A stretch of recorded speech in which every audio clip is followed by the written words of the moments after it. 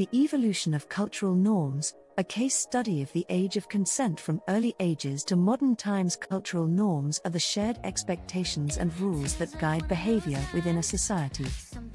They are not static, rather, they evolve over time in response to changes in technology, religion, economics, politics, and social structures. One of the most profound examples of this evolution is the concept of the age of consent, which refers to the minimum age at which an individual is considered legally competent to consent to sexual activity. The age of consent has varied significantly across different historical periods, reflecting broader shifts in cultural, legal, and moral attitudes toward sexuality, marriage, and individual rights. This essay traces the transformation of the age of consent from early human societies through the Middle Ages to the present day, highlighting the interplay between cultural norms and societal changes. Early human societies, survival, reproduction, and tribal norms. Now, before we move on, please help a small channel grow. Please like and subscribe. If you have any comments, good or bad, leave them below. Back to the story. In early human societies, cultural norms surrounding sexuality and marriage were deeply intertwined with survival and reproduction. Small, tribal communities relied on high birth rates to ensure their continuity, and marriage often occurred at a young age. The concept of an age of consent as we understand it today did not exist. Instead, sexual relationships were governed by tribal customs, kinship structures, and the need to form alliances between families. In many early societies, girls were considered ready for marriage and sexual activity shortly after reaching puberty, often between the ages of 12 and 14. This was not only a reflection of biological readiness but also a practical response to high mortality rates and the need to maximize reproductive potential. Boys, too, were often expected to marry young, as their labor was essential for the survival of the family and community. Religious and spiritual beliefs also played a significant role in shaping early norms around sexuality.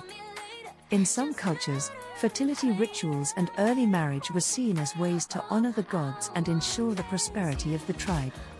However, these practices were not uniform across all societies.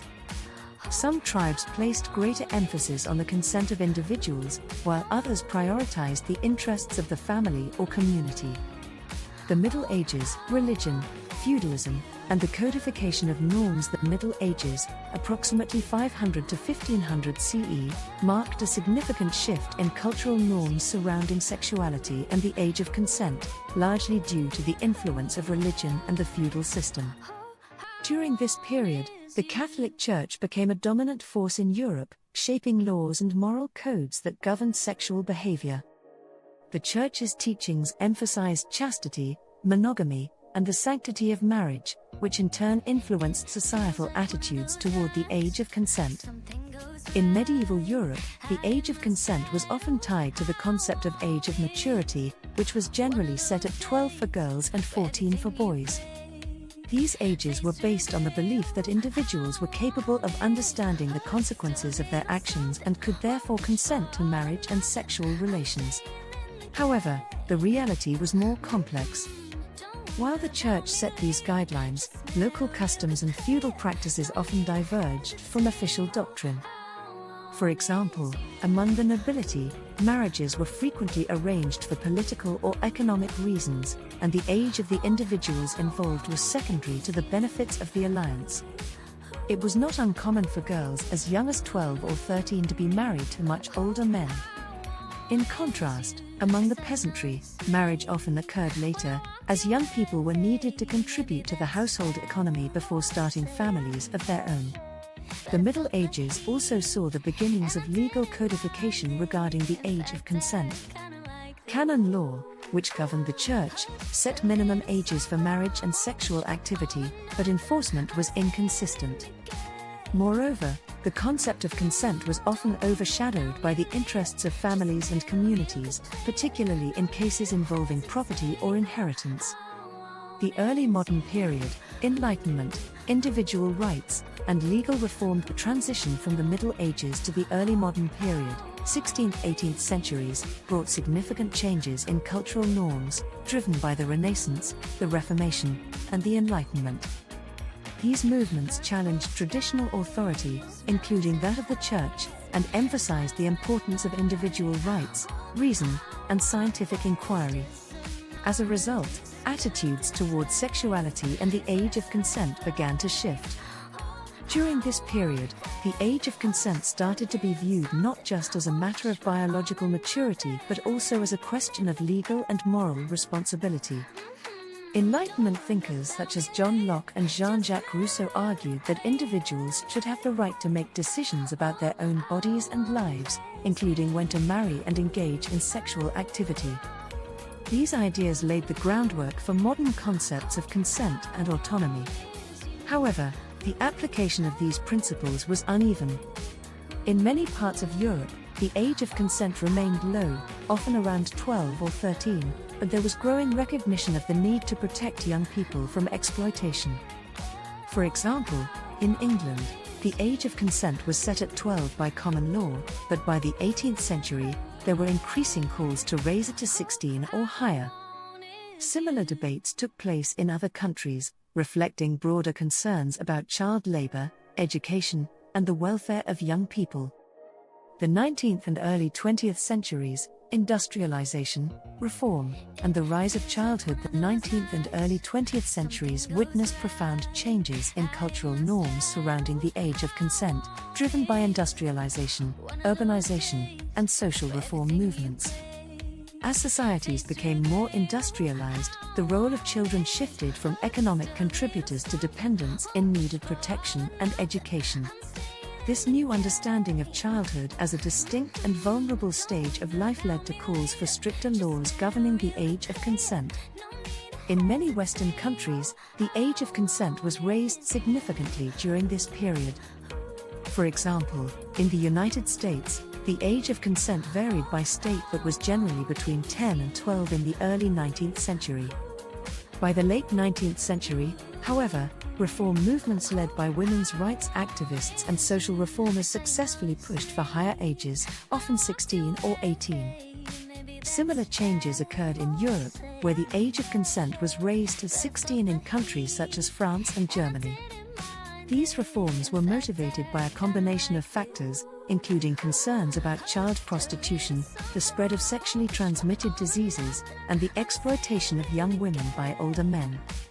Reformers argued that raising the age of consent was necessary to protect the moral and physical well-being of young people and to ensure that they had the opportunity to develop intellectually and emotionally before entering into sexual relationships.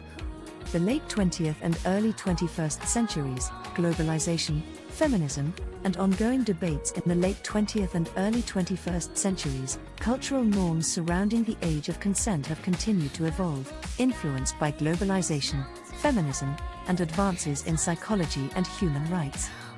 Today, the age of consent varies widely around the world, ranging from 11 or 12 in some countries to 18 or higher in others. However, there is a growing consensus that the age of consent should be set at a level that protects young people from exploitation while respecting their autonomy and rights. Feminist movements have played a crucial role in shaping contemporary attitudes toward the age of consent.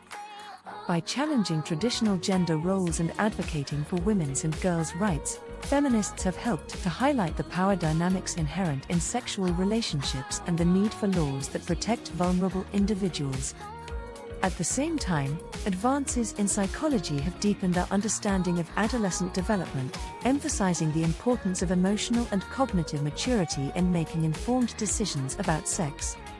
Despite these advances, debates about the age of consent continue. Some argue that current laws are too restrictive and fail to account for the diversity of human experiences, while others contend that they are necessary to prevent abuse and exploitation. These debates reflect broader tensions between individual freedom and societal responsibility, as well as the ongoing struggle to balance cultural norms with universal human rights. Conclusion: the evolution of the age of consent from early human societies to the present day illustrates the dynamic nature of cultural norms. Over time, changes in religion, law, economics, and social structures have reshaped societal attitudes towards sexuality, marriage, and individual rights. While the specific age of consent has varied widely across different historical periods and cultures, the underlying trend has been toward greater recognition of the need to protect young people from exploitation and to respect their autonomy and dignity. As we move forward, it is essential to continue examining and challenging cultural norms that perpetuate inequality and harm. By doing so, we can create a more just and equitable society that upholds the rights and well-being of all individuals, regardless of their age or background. The history of the age of consent reminds us that cultural norms are not fixed, they are shaped by human actions and can be transformed through collective effort and moral courage. Please like and subscribe.